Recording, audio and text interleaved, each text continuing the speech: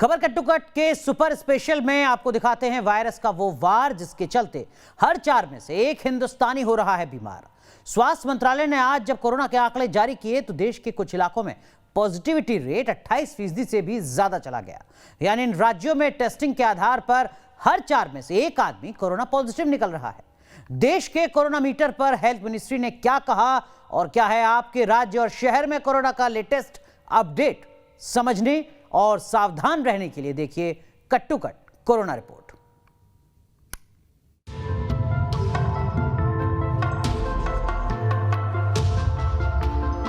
हर 4 में से एक बीमार, वायरस का खतरनाक वार।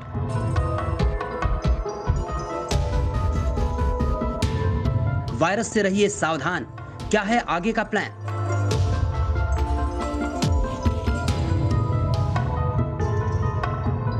कोरोना से निपटने का अब क्या है प्लान? अदालत से लेकर आम आदमी तक सरकारों से यही पूछ रहा है, क्योंकि जितनी तेजी से कोरोना का ग्राफ बढ़ा था ना तो उतनी तेजी से नीचे आ रहा है और ना ही कुछ इलाकों के पॉजिटिविटी रेट में बड़ा फर्क आ रहा है। यानी कोरोना संक्रमण तकरीबन जस का तस बना हुआ है। देश के कोरोना हॉटस्पॉट के पॉजिटिविटी रेट पर नजर डालेंगे तो शायद आपके भी होश उड़ जाएं। दिल्ली में पॉजिटिविटी रेट तकरीबन 28 से 29% के बीच बना हुआ है। हालांकि ये 32% से कम हुआ है, लेकिन अब भी 1/4 से ज्यादा टेस्ट पॉजिटिव आ रहे हैं। आईटी बेंगलुरु में भी मीडिया रिपोर्ट्स के मुताबिक पॉजिटिविटी रेट 55% के करीब बना हुआ है। यानी बेंगलुरु में टेस्ट होने वाले लोगों में हर दूसरा शख्स पॉजिटिव आ रहा है। महाराष्ट्र का पॉजिटिविटी रेट 21.53% है, यानी टेस्ट होने वाला हर 5वां शख्स कोरोना पीड़ित साबित हो रहा है। पश्चिम बंगाल का पॉजिटिविटी रेट 30% है, यानी तकरीबन हर तीसरा आदमी पॉजिटिव। ये कुछ आंकड़े हैं। हेल्थ मिनिस्ट्री ने अपनी प्रेस कॉन्फ्रेंस में ये भी बताया कि देश के 12 राज्यों में सबसे ज्यादा केस हैं, यानी भारत पर कोरोना लोड की बड़ी वजह ये 12 राज्य हैं। 12 स्टेट ऐसी हैं जहां पर कि 1 लाख से अधिक एक्टिव केसेस हैं। 50,000 से 1 लाख एक्टिव केसेस 7 स्टेट्स में हैं और इसी तरह less than 50,000 active cases 17 state में हैं। इनमें भी देखें तो देखते हैं कि महाराष्ट्र, कर्नाटका, केरला, उत्तर प्रदेश और आंध्र प्रदेश में करीब 1.5 लाख से अधिक एक्टिव केस नोट किए गए हैं।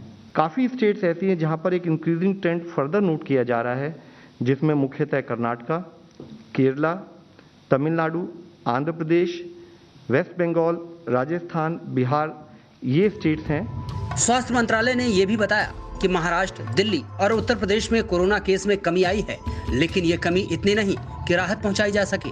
उत्तर प्रदेश का पॉजिटिविटी रेट अब भी 12.4% बना हुआ है। शायद इस पॉजिटिविटी रेट को देखते हुए ही योगी सरकार ने आंशिक लॉकडाउन को अब 10 मई तक जारी रखने का ऐलान कर दिया है।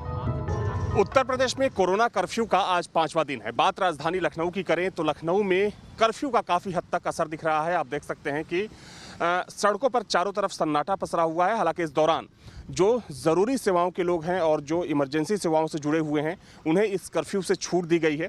हालांकि कर्फ्यू के दौरान भी तमाम ऐसे इलाके हैं जहां पर लोग लापरवाह नज़र आ रहे हैं। हालांकि सरकार की तरफ से बार बार लोगों से अपील की जा रही है कि वे कर्फ्यू का पालन करें और साथ ही में जो कोविड गाइडलाइन है उसका पूरी तरीके से पालन किया जाए, क्योंकि देखा जाए तो उत्तर प्रदेश में पिछले 10 दिनों में संक्रमण के रेट में काफ़ी कमी आई है और इसकी एक बड़ी वजह ये बताई जा रही है कि कहीं ना कहीं कर्फ्यू की वजह से जो केसेज हैं कोरोना के उसमें कमी देखी जा रही है। उत्तर भारत से लेकर दक्षिण भारत तक कोरोना का कहर कम होने का नाम नहीं ले रहा।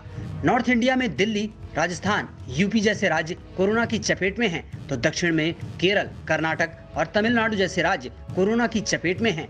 1 मई से 4 मई के आंकड़ों की बात करें तो तमिलनाडु में 2000 से ज्यादा नए केस सामने आए हैं। कर्नाटक में 4520 नए केस सामने आए हैं। केरल में 1750 नए केस मिले हैं। इन आंकड़ों के साथ ही आंध्र प्रदेश, हरियाणा, दिल्ली, मध्य प्रदेश और कर्नाटक वो राज्य बन गए हैं जहां डेथ रेट बढ़ गया है।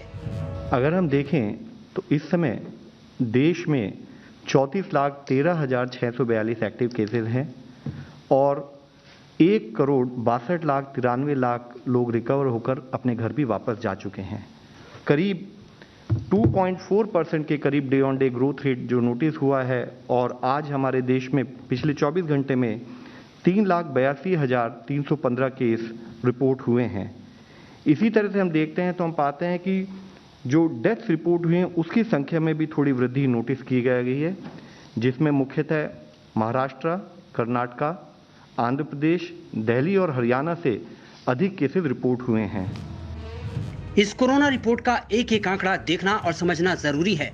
अगर आप भी देश के इन कोरोना हॉटस्पॉट में रहते हैं तो सावधानी बढ़ाइए, घर से निकलना छोड़िए, क्योंकि यही वो एक कवच है जो कोरोना से आपको बचा सकता है। Team News nation. चलिए आगे बढ़े, उससे पहले इस वक्त की बड़ी खबर आपको बता दें जो कर्नाटक से सामने आ रही है। देश में कोरोना की रफ्तार बेकाबू नजर आ रही है और अब उत्तर भारत के साथ साथ दक्षिण भारत में भी लगातार कोरोना का कहर बढ़ता नजर आ रहा है। कर्नाटक में 24 घंटे में कोरोना के 50,000 से ज्यादा मामले सामने आए हैं। कर्नाटक में कोरोना के चलते 346 लोगों की जान जा चुकी है। आपको बता दें कि बेंगलुरु में संक्रमण दर करीब 55% है, तो हर 2 में से एक व्यक्ति कोरोना पॉजिटिव है इस वक्त बेंगलुरु में। सीधा रुख करते हैं, हमारे सहयोगी यासिर हमारे साथ जुड़े हुए हैं बेंगलुरु से। यासिर, डराने वाली खबर इस वक्त आ रही है कर्नाटक से, बेंगलुरु से। किस तरीके की तैयारियां की जा रही है राज्य सरकार के स्तर पर? जी बिल्कुल, देखिए जिस तरीके के आंकड़े आ रहे हैं पिछले 3 दिनों से और आज जो है 50,000 के भी पार ये आंकड़ा हुआ है, तो हालत जो है नाजुक बनी हुई है। हालांकि सरकार का कहना है कि एसिम्प्टोमेटिक है, जो बिना लक्षण के हैं, वो मरीजों की संख्या ज्यादा है, करीब 95% से ज्यादा है। वो एक राहत की बात है क्योंकि सभी लोग जो है अस्पताल नहीं पहुंच रहे हैं। लेकिन अगर हम एक्टिव मामलों की बात करें तो बेंगलुरु में इस समय जो है 3 लाख से ज्यादा एक्टिव मामले हैं। तो कहीं ना कहीं ये अब जो है सरकार के लिए एक बड़ी चुनौती है कि किस तरह से इन आंकड़ों को कम किया जाए और जो लोग हैं अभी यहाँ पे उनको किस तरह से ट्रीटमेंट दिया जाए। अब सरकार का कहना है कि जो भी एसिम्प्टोमेटिक पेशेंट्स है उन सबको घर में ही जो है किट पहुंचा दिया जाएगा, दवाई का, ताकि उन्हें खुद बाहर ना आना पड़े। लगातार जो है कोशिश यही रहेगी जो एसिम्प्टोमेटिक या माइल्ड सिम्टम वाले पेशेंट्स हैं उनका इलाज जो है घर में हो, टेलीमेडिसिन के थ्रू हो और उन्हें जो है सारी दवाई घर में ही मुहैया कराई जाए ताकि अस्पतालों पर जो है ज्यादा लोड न पड़ जाए। और दूसरी तरफ ऑक्सीजन की जो बात है, आज हाईकोर्ट ने भी कहा है केंद्र सरकार से कि कर्नाटक को रोजाना जो है 1200 मीट्रिक टन की ऑक्सीजन दी जाए अगले 4 दिनों तक, और 4 दिन के बाद जो है हाईकोर्ट फिर से पुनर्विचार करेगा और देखेगा कि उस टाइम पे क्या सूरत हाल होगा। उसके बाद ही उनको बताया जाएगा कि कितना ऑक्सीजन और चाहिए। जहाँ तक रेमडेसिविर की बात है तो कर्नाटक सरकार जो है खुद अब इम्पोर्ट कर रही है रेमडेसिविर 5 लाख वाइल की। तो सरकार की कोशिश चलिए, तो सरकार के स्तर पर तमाम कदम उठाए जा रहे हैं यासिर, जो आप बता रहे हैं, लेकिन जो आंकड़ा है वो वाकई डराने वाला है और ये संदेश है कि अपने घर से बाहर ना निकलें। कर्नाटक में लगातार कोरोना बढ़ रहा है। बहुत बहुत शुक्रिया यासिर आपका जुड़ने के लिए। लेकिन कोरोना के जिस वेरिएंट के चलते भारत में वायरस की दूसरी लहर का कहर बरपा, जिसकी एक तस्वीर सामने आ गई। कनाडा के वैज्ञानिकों ने एक रिसर्च के बाद B117 नाम के इस जानलेवा कोरोना वेरिएंट की संरचना का खाका खींच दिया है। आप भी टीवी पर पहली बार देखिए वायरस के इस खतरनाक वेरिएंट की पहली एक्सक्लूसिव तस्वीर।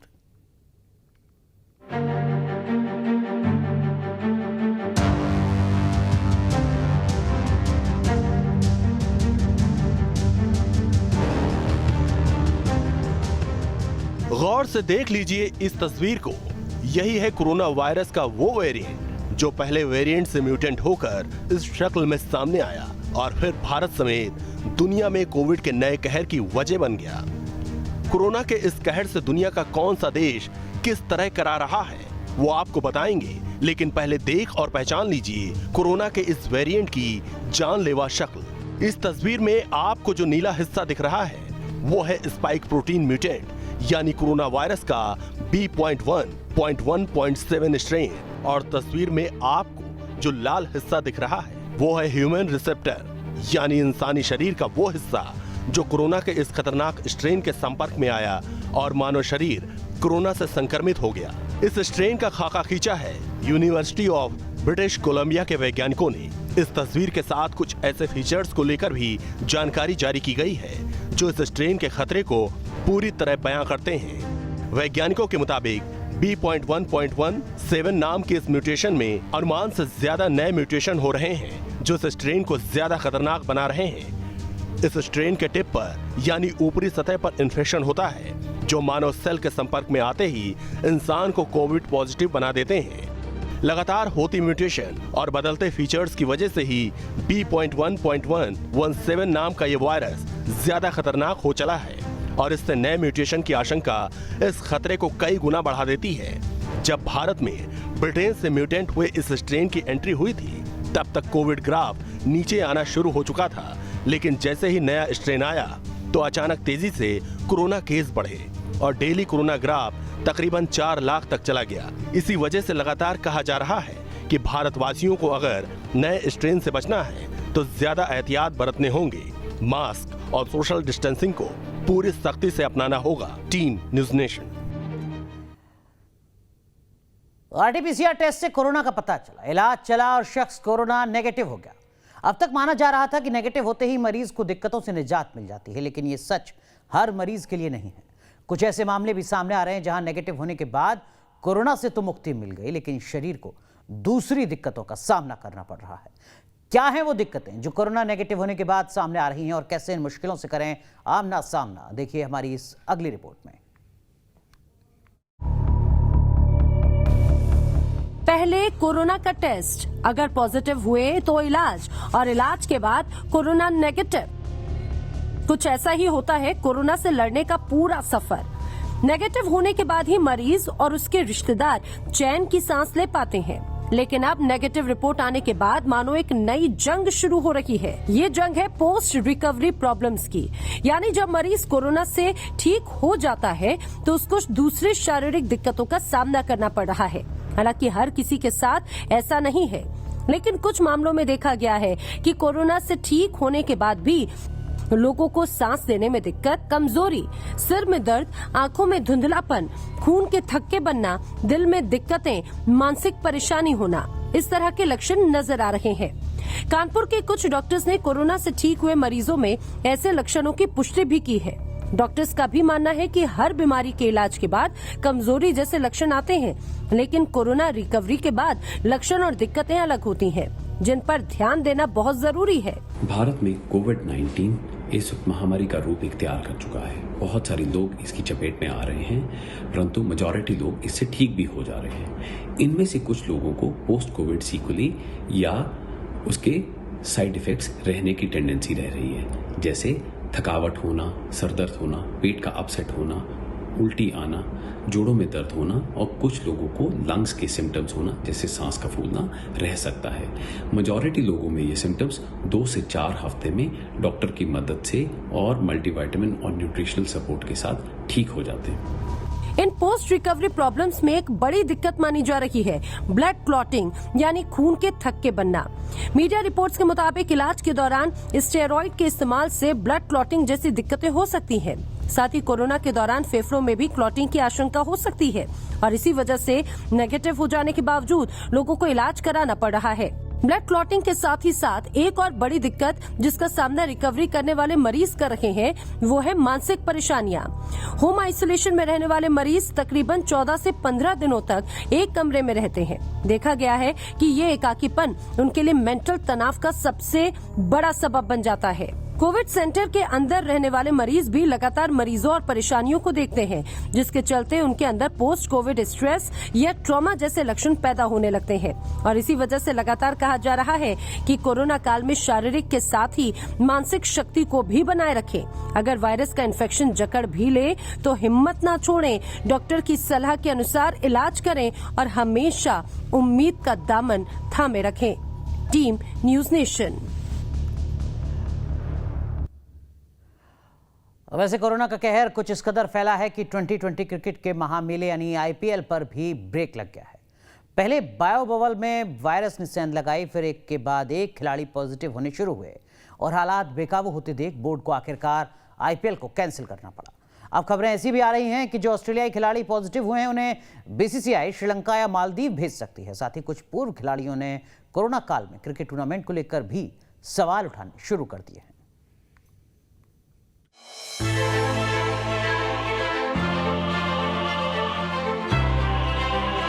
फटाफट क्रिकेट के महासंग्राम यानी आईपीएल 2021 में ताबड़तोड़ चौके छक्कों पर कुछ इस तरह ब्रेक लगेगा, ये किसी ने सोचा भी नहीं था। कोरोना ने क्रिकेट को भी क्लीन बोल्ड कर दिया और क्रिकेट की दुनिया की सबसे बड़ी 2020 लीग यानी आईपीएल पर ताला जड़ना पड़ गया। आईपीएल स्थगित हुआ और फिर एक एक कर सवालों की झड़ी लगनी शुरू हो गई। पूर्व ऑस्ट्रेलियाई खिलाड़ी माइकल स्लेटर और उनके पीएम स्कॉट मॉरिसन के बीच एक नई बहस का आगाज हो गया। आईपीएल में फैले कोरोना को लेकर माइकल स्लेटर ने ट्वीट में लिखा कि खिलाड़ियों को भारत जाने की इजाजत देकर प्रधानमंत्री ने अपने हाथ खून से रंग लिए।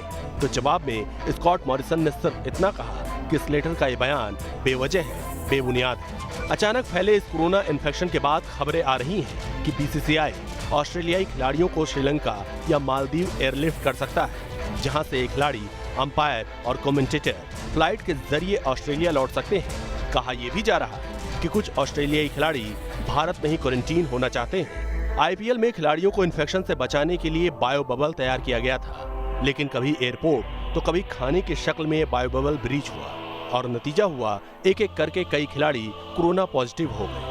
अब तक जिन खिलाड़ियों के पॉजिटिव होने की पुष्टि हुई है उनमें कोलकाता नाइट राइडर्स के वरुण चक्रवर्ती, कोलकाता नाइट राइडर्स के ही संदीप वैरियर, दिल्ली कैपिटल से जुड़े अमित मिश्रा, सनराइजर हैदराबाद के रिद्धिमान साहा, चेन्नई सुपर किंग के बॉलिंग कोच लक्ष्मीपति बालाजी शामिल हैं। दुनिया की सबसे बड़ी 2020 लीग जिस पर करोड़ों दांव लगे हैं, उसका यूं बंद हो जाना क्रिकेट के दीवानों से लेकर खिलाड़ियों तक को मायूस कर गया।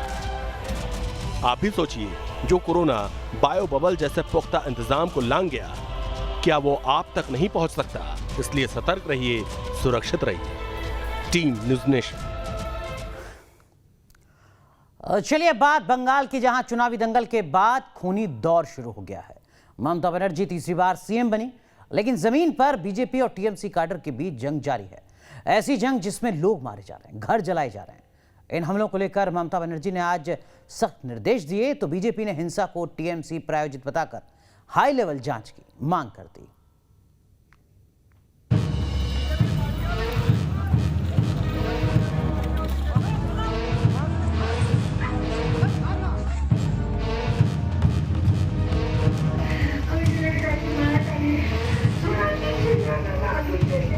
किसी के हाथों में लाठी है,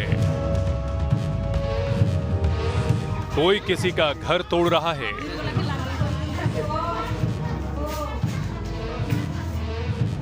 कोई किसी का सिर फोड़ रहा है,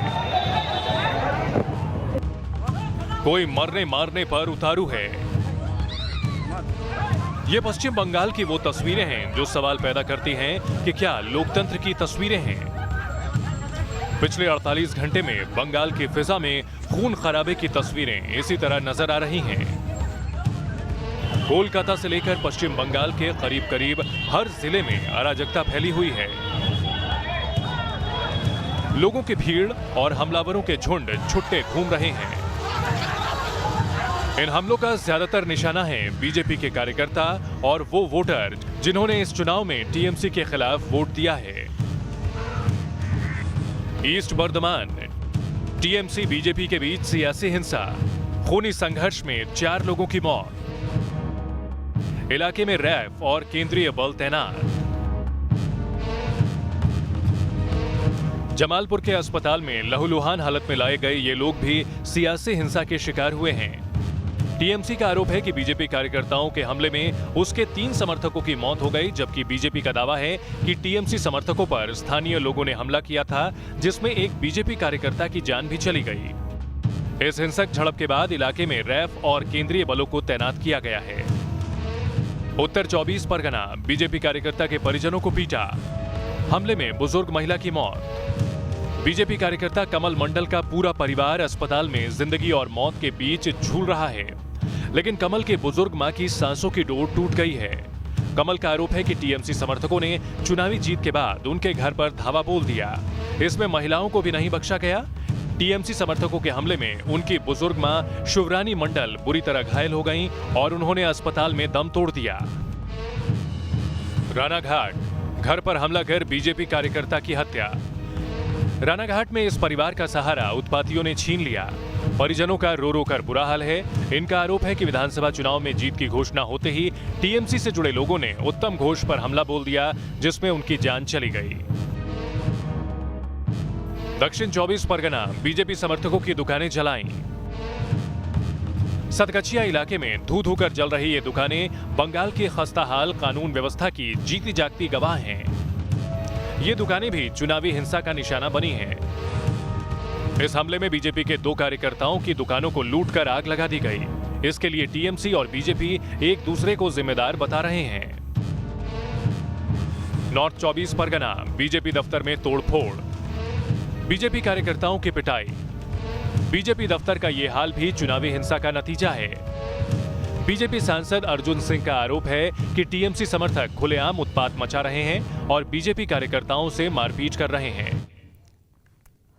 चलिए बात करते हैं देश की बहस की, जिसके लिए आज जो मुद्दा आपने चुना है वो मुद्दा है बंगाल के हिंसा रोकने की शपथ में कितना सच। 80% लोगों ने इस मुद्दे को चुना है देश की बहस के लिए। तो इसी मुद्दे पर देश की बहस आज रात 8:30 बजे।